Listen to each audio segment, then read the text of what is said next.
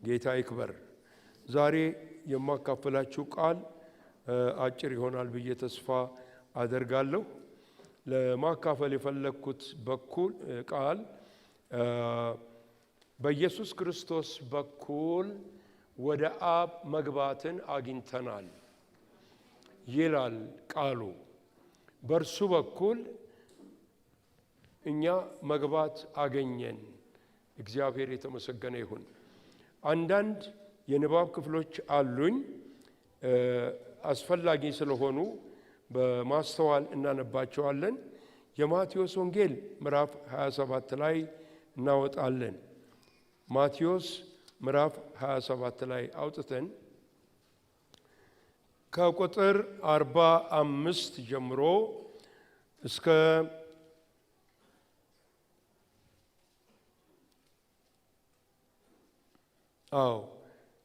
ከ45 ጀምሬ እስከ 50 ያለውን አነባለሁ። ከ6 ሰዓት ጀምሮ እስከ 9 ሰዓት ድረስ በምድር ሁሉ ላይ ጨለማ ሆነ። በ9 ሰዓትም ኢየሱስ ሄሎዌ ሄሎዌ ላማ ሰበቅታኒ ብሎ በታላቅ ድምፅ ጮኸ። እነሆም አምላኬ አምላኬ ስለምን ተውከኝ ማለት ነው።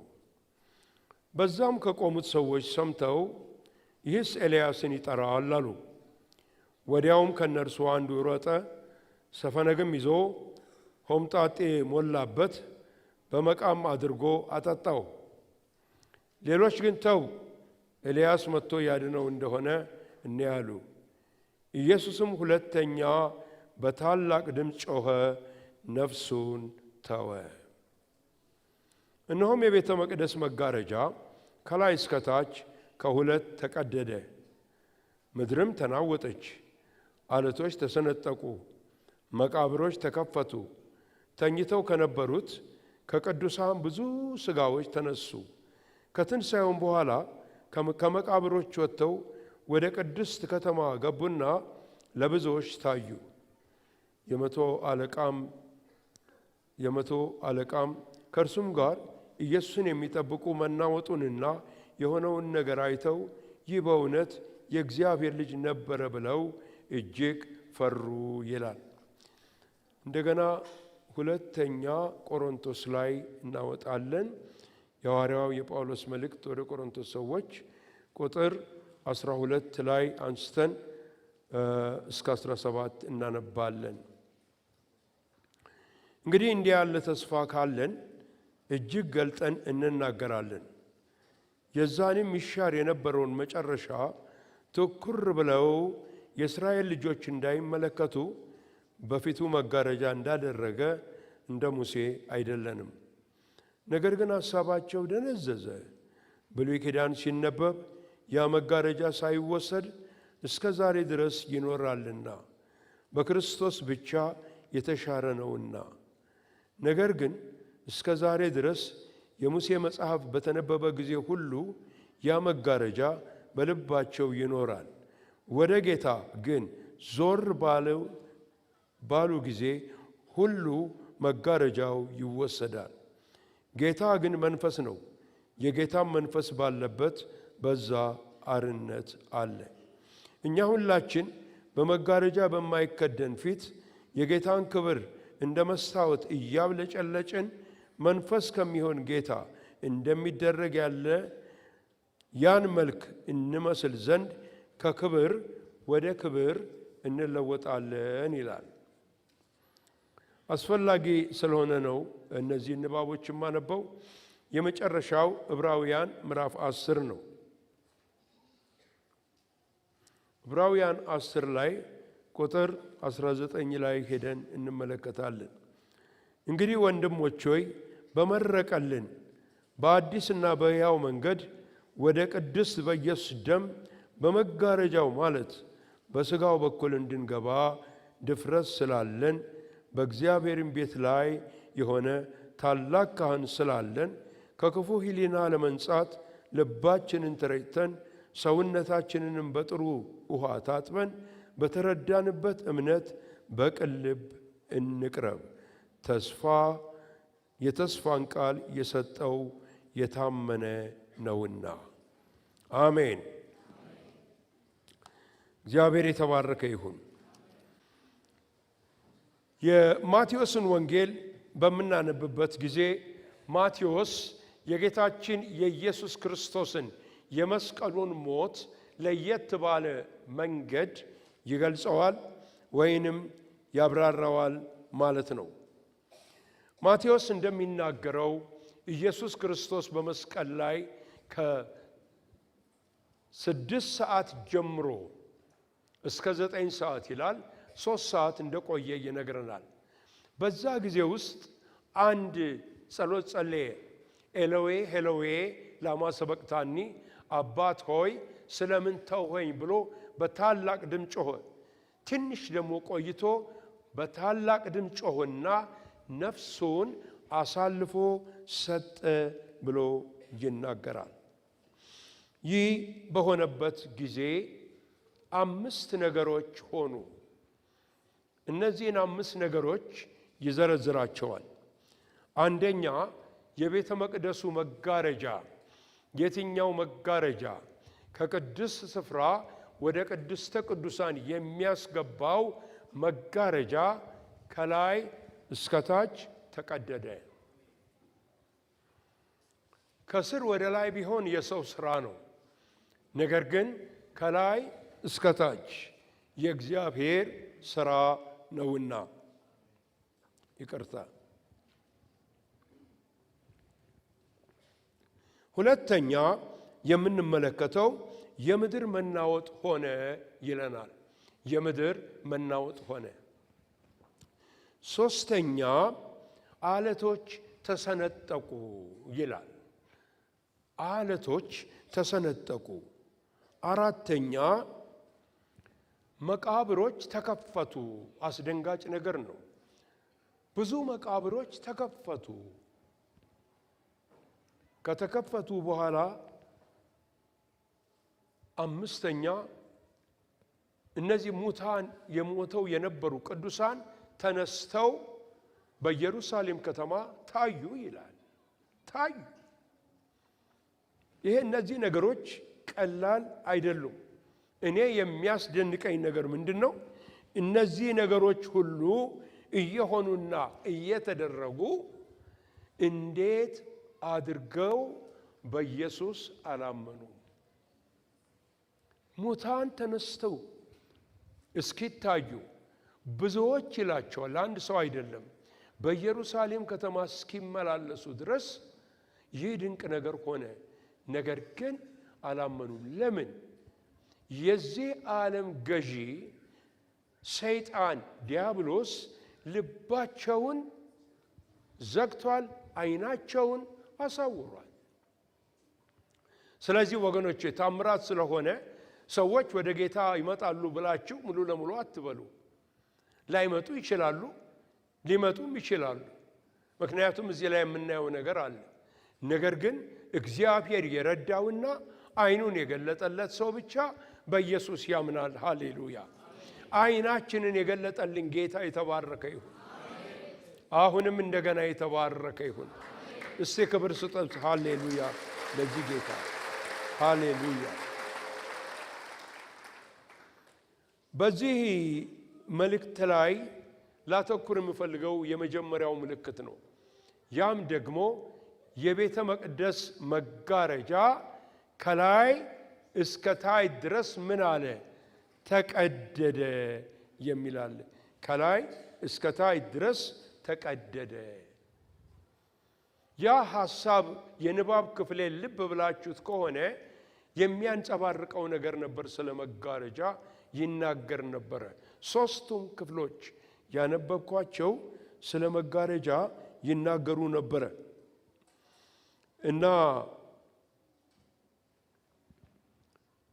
በብሉይ ኪዳን በምንመለከትበት ጊዜ ሊቀ ካህኑ በዓመት አንድ ጊዜ ብዙ ዝግጅት አድርጎ በጣም ብዙ ዝግጅት አድርጎ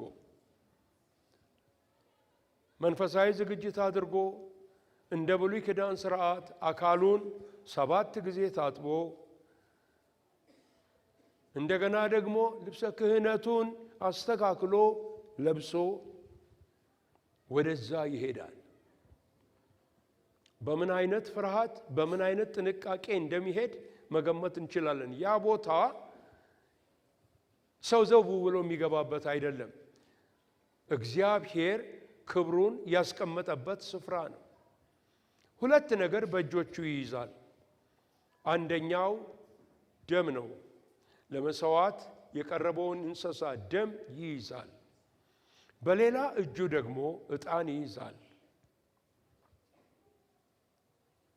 መጋረጃው ጋር በሚደርስበት ጊዜ ይረጨዋል። መጋረጃውን ይረጨዋል ገልጦ ከመግባቱ በፊት። ምክንያቱም ሊያስገባው የሚችል የመስዋዕት ደም ብቻ እንደሆነ ስለሚያውቅ ነው። ከዛ በኋላ ከገባ በኋላ ደግሞ የያዘውን ዕጣን በዕጣኑ መሰዊያ ላይ ያደርገዋል። ጭሱ በጣም እንዲወጣ ያስፈልጋል። ማየት ምንም ነገር እስከማይችል ድረስ በእርሱና በእግዚአብሔር የኪዳኑ ታቦት መካከል መታያየት እስከማይችል ድረስ እንደዛ አድርጎ ይሞላዋል ስፍራውን። ስለዚህ የዕብራውያን ጸሐፊ እንግዲህ በምዕራፍ 10 ላይ ያነበብኩትን በሚገልጽልን ጊዜ ኢየሱስ ክርስቶስ እንዴት አድርጎ እንደገባ ወደዛ ስፍራ ይነግረናል። ኢየሱስ ክርስቶስ የገዛ ደሙን ይዞ ወደዛ ገብቷልና። ለምን? በመሰዋቱ በሰውና በእግዚአብሔር መካከል የቆመውን ግድግዳ አፈረሰው። ስላፈረሰው ምንም ከእግዚአብሔር ጋር እንዳንገናኝ የሚከለክለን ነገር ስለሌለ ዕብራውያን 10 ላይ እንደተናገረው ድፍረት አለን ይላል። አሁን ኮንፊደንስ አደረብን፣ ድፍረት አደረብን። እየፈራን ሳይሆን ድፍረት አደረብን። ምክንያቱም እርሱ በሩን ከፍቶልናል፣ በመጋረጃው ገብቷል፣ የጥልን ግድግዳ አፍርሷል፣ ሰውን ከእግዚአብሔር ጋር አስታርቋል። በምድር ያሉ ቅዱሳን በሰማይ ያሉ መላእክት ሰውን ከእግዚአብሔር ጋር ሊያስታርቁ አልቻሉም፣ አይችሉምም። ነገር ግን አንድ ልጁ ኢየሱስ ክርስቶስ በከፈለው መስዋዕት አስታረቀን። ለዚያ በቃን። እግዚአብሔር የተባረከ ይሁን። ሃሌሉያ፣ አሜን።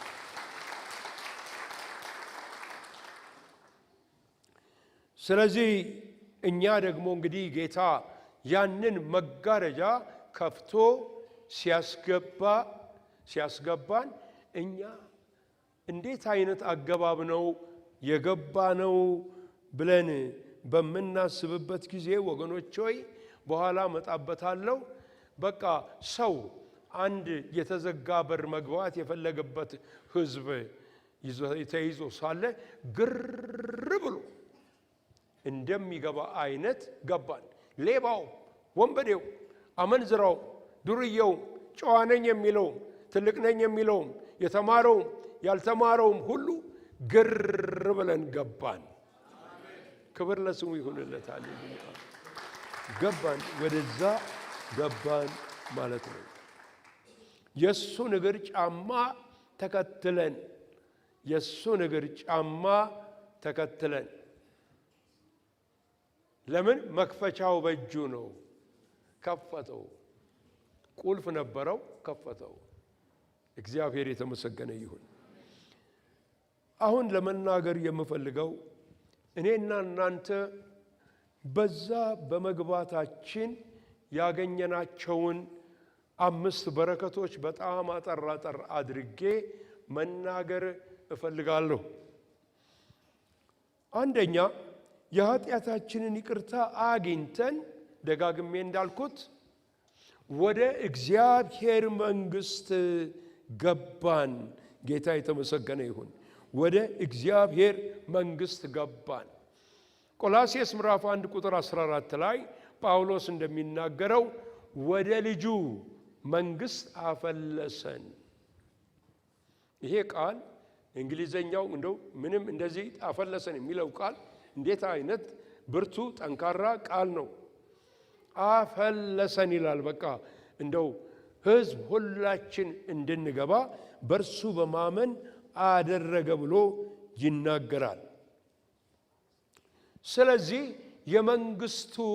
የመንግስቱ ዜጎች ሆንን። የየትኛው መንግስት ዜጋ? የእግዚአብሔር መንግስት ዜጋ። የአንድ አገር ዜጋ ስንሆን በተለይ ጳውሎስ እንኳን በነበረበት ጊዜ ሮማዊ መሆን እንዴት አይነት ትልቅ ፕሪቪሌጅ ነው! ጳውሎስ ራሱ እኔ ተወለድኩባት አለው ለመቶ አለቃ። መቶ አለቃው ግን እኔ በስንት ገንዘብ በስንት ድካም አገኘኋት አለ። ዛሬ በምድር ያለን ሰዎች እኔ ያዝኩት የእንግሊዝ ፓስፖርት ነው፣ የጀርመን ፓስፖርት ነው፣ የካናዳ ነው፣ የአሜሪካ ነው። ለምን? ውስጡ ያለውን ጥቅማ ጥቅምና የሚደረግልንን ጥበቃ ስለምናገኝ እንኮራበታለን። እኛ ደግሞ ሰማያዊውን መንግስት ለመሆን የእግዚአብሔር መንግስት ዜጎች ሆነናል። በቃ የእግዚአብሔር መንግስት ዜጎች ሆነናል። ሁሉ ነገር እግዚአብሔር በዛ ውስጥ አድርጎ ያዘጋጀው በሰማያዊ ስፍራ ባስቀመጠው በክርስቶስ ኢየሱስ በረከት ሁሉ የባረከን የጌታችን ኢየሱስ ክርስቶስ አምላክና አባት ይባረክ ይላል ጳውሎስ። ይባረክ፣ እግዚአብሔር የተመሰገነ ይሁን። ሁለተኛው ነገር ምንድነው? እሱ ካህናት አደረገን። ይሄ ምናልባት ቀላል መስሎ ይታየን ይሆናል፣ ብዙ ጊዜ ስለሰማነው ነው። ታውቃላችሁ፣ የእስራኤልን ሕዝብ ሲመርጥ እግዚአብሔር በአንድ ዓላማ ነበር የመረጠው። የካህናት መንግስት ለመፍጠር ነበር፣ ለመመስረት ነበር እግዚአብሔር ያንን ሕዝብ የለየው። የካህናት መንግስት ሰምታችሁ ታውቃላችሁ።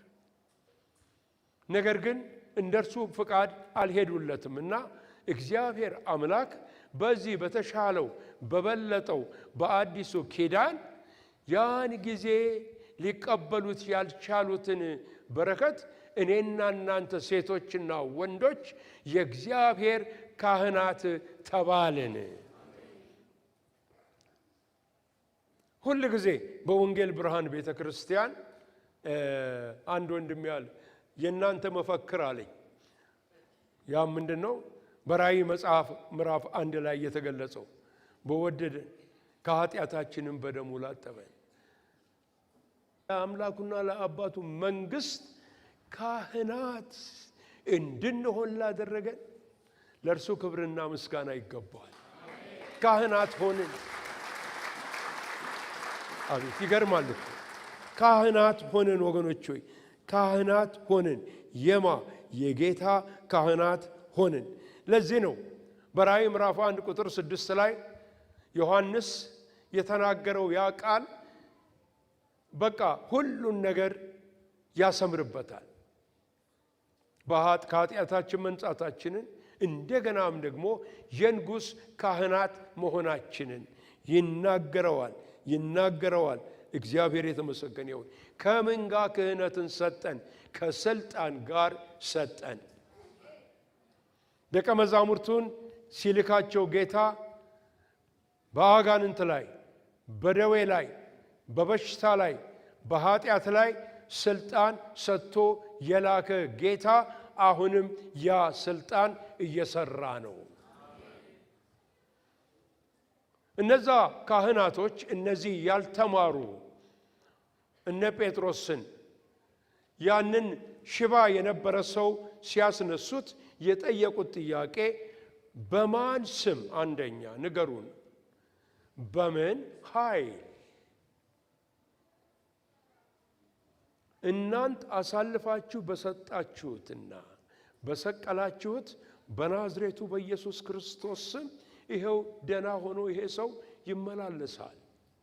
ይሄ ነው ስልጣናችን፣ ይሄ ነው የኢየሱስ ክርስቶስ ከሙታን የተነሳው ስሙ አሁንም ይሰራል። ዛሬ በ2016 በዚህ ምሽት የኢየሱስ ክርስቶስ ስም ይሰራል። ይሰራል። ምንም ሌላ የሚሰራ ስም የለም። ነገስታት ተረስተዋል። አዋቂዎች ተረስተዋል። ዓለምን ያንቀጠቀጡ የተባሉ ተረስተዋል። እሱ ግን ከሙታን ተነስቶ አሁንም ገዢ ሆኖ በስሙ የኃጢአት ስርየት ይገኛል። በስሙ አጋንንት ከሰዎች ይወጣሉ። በስሙ ደዌ፣ ካንሰር ጥሩልኝ ሁሉ ይፈወሳል። በምን ኃይል? በማን ስም? በጌታ በኢየሱስ ክርስቶስ። እንደዛ አድርጎ ያንን ሰጠን። ቅባቱንም በላያችን ላይ አፈሰሰው። ክህነት በቅባት ነው። ቅባቱ በላያችን ላይ ነው። ሐዋርያው ጳውሎስ ጌታ ቀብቶናል ይላል። ሁላችንንም ቅባት ለተወሰኑ ሰዎች አይደለም፣ እያንዳንዱ አማኝ ተቀብቷል። እስቲ ድምጻችሁን እንግዲህ ትንሽ ደክሟችኋል አውቃለሁ፣ ግን በተቻለ መጠን ከፍ አድርጉት። እንደዚህ በሉ፣ ተቀብቻለሁ በሉ። ቀኝ እጃችሁን አንሱና ተቀብቻለሁ በሉ። በመንፈስ ቅዱስ ተቀብቻለሁ። በመንፈስ ቅዱስ ተቀብቻለሁ። በመንፈስ ቅዱስ ተቀብቻለሁ። ክብር ለአምላካችን ይሁን። ሃሌሉያ ሃሌሉያ። አሁን ዲያብሎስ እየሰማ ነው ይሄንን ድምፅ፣ ከርቀት ሆኖ እየሰማ ነው። ዛሬ ደግሞ በኩለ ሌሊት ወንጌል ብርሃን ምንድን ነው የሚያውጁት ይላል። ያወጅነውን አውጀናል፣ በእርሱ ላይ ተቀብተናል። ሃሌሉያ አሜን። እግዚአብሔር የተመሰገነ ይሁን። ቅባቱ በእኛ ላይ መጥቷል። እግዚአብሔር ይመስገን። ምን አይነት አገልግሎት ነው የሰጠን?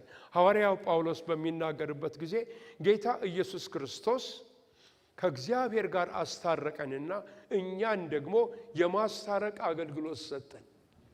አስታራቂዎች ነን። አንደኛ ከእግዚአብሔር ጋር ሰዎችን እና እግዚአብሔርን እንዲገናኙ እናደርጋለን። ሰዎች ታረቁ፣ እርቅ አድርጉ ከእግዚአብሔር ጋር የሚለውን አገልግሎት ሰጠን። ሁለተኛ ደግሞ የሚያስተራርቁ ብፁዓን ናቸው ይላል። ሰዎችን ከሰዎች ጋር የማስተራረቅ ይሄንን አይነት አገልግሎት ለቤተ ክርስቲያን ሰጥቷል። ለቤተ ክርስቲያን የማስታረቅ አገልግሎት የቤተ ክርስቲያን ነው። እግዚአብሔር ይህን ለሀገራችን ቤተ ክርስቲያን ጉልበት ይሁናት፣ ጉልበት ይሁናት፣ ተሰሚነትም ይስጣት። እግዚአብሔር የተመሰገነ ይሁን። ሁለተኛ ቆሮንቶስ ምዕራፍ 5 ቁጥር 19ን እዩ። ሶስተኛው የእግዚአብሔርን ምስጢር ሁሉ የማየት የማወቅ የመረዳት ተሰጠን። የገባ ነው። አሁን ወደ ቅድስተ ቅዱሳን ነው የገባ ነው። እዛ ያለው ነገር ምስጢር ነው። እዛ ያለው ነገር አይወራም። ለዚህ ነው እኮ በሀገራችን በሚናገሩበት ጊዜ አንዳንድ ቤተ እምነቶች ይሄ ምስጢር ነው የሚሉት ከዛ የተነሳ ነው። ከብሉይ ኪዳን የመጣ ነው። ነገር ግን ወገኖች ሆይ እግዚአብሔር አምላክ ያደረገው ነገር ወገኖች ሆይ ምስጢር የሆነውን ነገር ሁሉ በክርስቶስ ገለጠው። የማርቆስ ወንጌል ምዕራፍ 4 ቁጥር 11 ላይ ለእናንተ የእግዚአብሔር መንግሥት ምስጢር ማወቅ ተሰጥቷችኋል፣ ለእነርሱ ግን አልተሰጣቸውም። ይገርማል። ሐዋርያው ጳውሎስ ብዙ ቦታ ላይ ይሄ ምስጢር ተገለጠልኝ ይላል።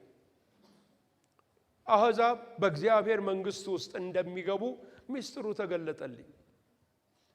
የክብር ተስፋ የሆነው ኢየሱስ በእናንተ ውስጥ ማደሩ ትልቅ ምስጢር ነው ይላል። ምስጢር ይለዋል። 9 ጊዜ በተለያዩ ስፍራዎች እነዚህ ምስጢሮች ተገለጡልን ብሎ ይናገራል። ተመልከቱ፣ የእግዚአብሔር ምስጢር እንዴት እንደማስተውል እዩ ይላል። ተመልከቱ ብሎ ይነግረናል። ይነግረናል። አዎ ወገኖቼ ዛሬ አሁን በሰማያዊ ስፍራ የእግዚአብሔር ምስጢር ተገልጧል። ወደ ክርስቶስ በተጠጋን ቁጥር ሁሉ ታላላቅ ነገሮች ይገለጡልናል። ታላላቅ ተሰውረው የነበሩ ምስጢራት በሙሉ ይገለጡልናል። እግዚአብሔር ይመስገን። አራተኛው ወገኖች ሆይ የእግዚአብሔርን ድምፅ ለመስማት ችለናል። ወደ ቅድስተ ቅዱሳን በዛ መጋረጃ በኩል ጌታ በሩን ከፍቶልን በምንገባበት ጊዜ አንድ ነገር አለ። እግዚአብሔር ለሙሴ የተናገረው አንድ ነገር አለ። ያም የተናገረው ነገር ምንድነው? በዘጸአት ምዕራፍ 25 ቁጥር 22 እኔ በተገለጥኩ ጊዜ አለው ለሙሴ በስርየት መክደኛው ላይ ባለው ስፍራ ላይ ሆኜ አነጋግርሃለሁ። መቼም ያጥቅስ ወደው እዛ ላይ ነው የምገለጠው። ስለዚህ ሙሴን ለማነጋገር ሲፈልግ እግዚአብሔር ወደ መገናኛው ድንኳን ና ይለዋል፣ ያስጠራዋል። ይሂድ ወደዛ ሂድ ይለዋል እግዚአብሔር። ይሄዳል። ገብቶም ያንን ድምጽ ይሰማል፣ ይነጋገራል። ሰው ከሰው ጋር እንደሚነጋገር ሙሴ ከእግዚአብሔር ጋር ይነጋገር ነበር። አይገርማችሁ? እኛ ተጠርተናል። ተጠርተን ምን ሆነ? የእግዚአብሔርን ጋር መነጋገር ቻልን። የእግዚአብሔርን ድምፅ እንሰማለን። እግዚአብሔር ይናገረናል። እግዚአብሔርን እንሰማዋለን። እኛም ለእግዚአብሔር እንናገራለን። ይሄ ኃይለኛ ድፍረት ነበረ። ከሙሴ ሌላ ሙሴ ጋር ነው አንተ ተነጋገርና የሚልህን ነገር ንገረን ይሉታል። ለሙሴ ብቻ የተሰጠ ነበር። አይ ያኔ ለሙሴ ነው። አሁን ግን በጎቼ ድምፄን ይሰማሉ ይላል። ሃሌሉያ! የእግዚአብሔርን ድምፅ እያንዳንዳችን እንሰማለን። እንዴት እንደሚናገረን እያንዳንዳችንን ያውቃል። ምንም አይነት ፎርሙላ የለውም። ነገር ግን ለኔም በሚናገርበት መንገድ ለወንድሜ ላይ ይናገረው ይችላል። እህቴን የሚናገርበት መንገድ አለ። ወንድሜን የሚናገርበት መንገድ አለ። ነገር ግን እናውቀዋለን። እግዚአብሔር ይናገራል። በእርግጥ የተገለጹ መሳሪያዎች አሉ። በቃሉ በኩል ይናገራል። በጸጋ ስጦታዎች በኩል ይናገራል። እግዚአብሔር ለሰው በህልም ይናገራል። ከዛ ግን በተረፈ እግዚአብሔር በልባችን ውስጥ ድምፁን ያሰማናል። በምን አወክ ብለው ቢያስጨንቁን በቃ አወኩ። መንፈሳዊ ነገር እኮ የመግለጽ ግዴታ የለብንም። ምድራዊ ነገር አዎ መግለጽ እንችላለን። በምን አወክ ሲሉን እንደማውቅ አውቃለሁ፣ ነገር ግን እንዴት እንዳወቅኩኝ አላውቅ። ይሄ ነው መልሳችን። እግዚአብሔር የተመሰገነ ይሁን።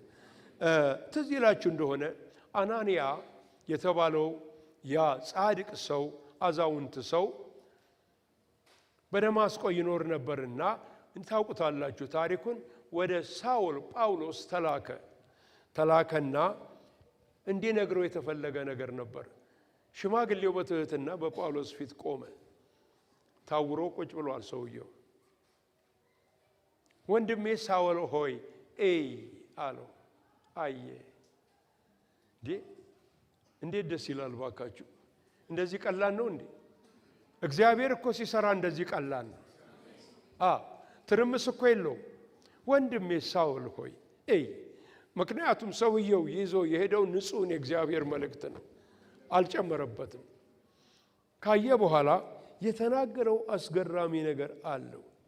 የአባቶቻችን አምላክ እግዚአብሔር ፍቃዱን ታውቅ ዘንድ ጻድቁን ታይ ዘንድ ከአፉም ድምፁን ትሰማ ዘንድ መርጦሃል። ተመርጠሃል። ይሄ ነበር የተነገረው ለሳኦል።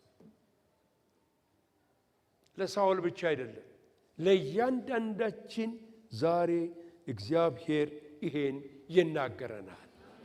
ጌታ የተባረከ ይሁን። አምስተኛውና የመጨረሻው ወገኖች ሆይ የክብሩ ተካፋዮች እንድንሆናለን። የክብሩ ተካፋዮች እንሆናለን። ወደ ቅድስተ ቅዱሳን ውስጥ ገብቶ ሰው የእግዚአብሔርን ታላቅ ነገር ካየ በኋላ ክብሩን ካየ በኋላ እንደ ቀደመው መሆን አይችልም። ክብሩን አይቶ ሰው እንደ ድሮ መሆን አይችልም። 4 ነጥብ አለቀ። ቅድም ያነበብነው ክፍል በሉ የመጨረሻ ነገር እሱ ስለሆነ አላቆያችሁም ብያለሁ። እስቲ አንደኛ ቆሮንቶስ ላይ ያነበብነውን ክፍል እስቲ አውጡ። ምዕራፍ 3 ላይ እዚህ ላይ የሚናገረው ነገር አለ። ይሄም ምንድነው? እሱ የእስራኤል ልጆች እንዳይመለከቱ በፊቱ መጋረጃ እንዳደረገ እንደ ሙሴ አይደለንም ይላል። መጋረጃ ነበር፣ እዛ ተደርጎ ነበር። ሊያዩ አይችሉም። በሱ ላይ የነበረውን ክብር ሊያዩ አይችሉም። ነገር ግን ሐሳባቸው ደነዘዘ። ብሉይ ኪዳን ሲነበብ ያ መጋረጃ ሳይወሰድ እስከ ዛሬ ድረስ ይኖራል ይላል። በቃ በብሉይ ኪዳን የምናየው ይሄ ነው። መጋረጃ አለ፣ መጋረጃው አለ። ነገር ግን በኢየሱስ ክርስቶስ መጋረጃው ተነስቷል፣ ሄዷል። እግዚአብሔር የተመሰገነ ይሁን። እኛ አሁን አለ እንግዲህ ወደ ውስጥ እንገባለን። ከገባን በኋላ ደግሞ እዛ ከአንድ ክብር ወደ ሌላ ክብር ምን እንላለን? እንሸጋገራለን። ጌታንም እንመስላለን። ጌታን እንመስላለን። ስለዚህ ምን አለ? ዞር ባልን ጊዜ መጋረጃው አለ፣ ግን ዞር ባልን ጊዜ ጌታን እናየዋለን። መጨረሻ ላይ በሕይወታችን ላይ የተጋረጠ አንዳንድ ነገር ሊኖር ይችላል። መጋረጃ ሊኖር ይችላል። ወደ ጌታ ዞር እንበል፣ ዞር እንበል ወደ ጌታ። መጋረጃው ይነሳል። ሃሌሉያ! ጌታንም በትክክል ማየት እንችላለን። ክብርና ምስጋና፣ ታላቅነት፣ ዘላለማዊነት፣ ኃይልም ብርታትም ለአምላካችን ለጌታችን ለንጉሳችን ይሁንለት። አሜን። ቆመን እንጸልያለን። ዘላለማዊና ጻድቅ የሆንክ እግዚአብሔር አባታችን ሆይ እናከብረሃለን። እንግዲህ መጋረጃው ተነስቷል። እኛ ደግሞ አልፈን ካንተ ጋር ወደ ውስጥ ገብተናል። ጌታ ሆይ እንዴት እንድንመላለስ እንዴት እንድንኖር እርዳን። ይህ ጉባኤ ሁሉ የተባረከ ይሁን፣ በክብር የተባረከ ይሁን፣ በምድራዊ በረከት የተባረከ ይሁን፣ በሰላም የተባረከ ይሁን፣ በቅባት የተባረከ ይሁን፣ በአገልግሎት የተባረከ ይሁን፣ በስጦታው የተባረከ ይሁን። በኢየሱስ ክርስቶስ ስም አሜን። ተባረኩ። እንቀመጣለን። ጌታ ይባርካችሁ።